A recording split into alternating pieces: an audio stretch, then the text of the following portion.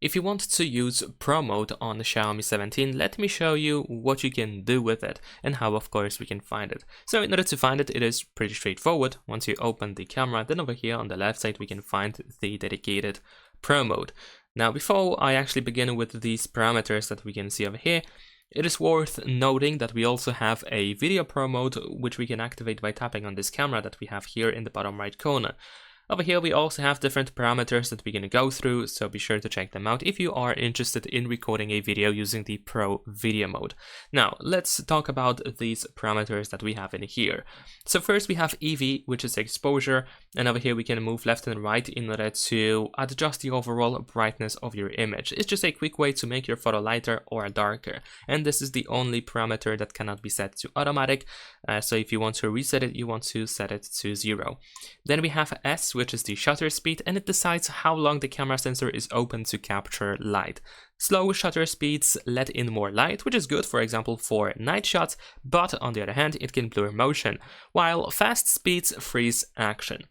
And of course, here we can move left and right to adjust it, and you can tap on A in order to set it to automatic. Then we have ISO, which controls how sensitive the sensor is to light. A low ISO keeps your photo clear in bright light, and a higher ISO helps in low light conditions.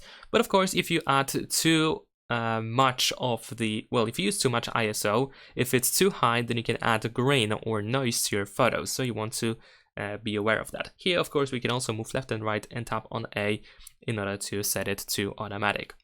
Next we have WB, which is the white balance, and it adjusts the color temperature, so whites look white and colors look natural. If we move more to the left side, we have this cooler colors, these bluish colors, and then if we move to the right, then we will have orange colors or warmer colors. And of course we can set it to automatic just like other parameters.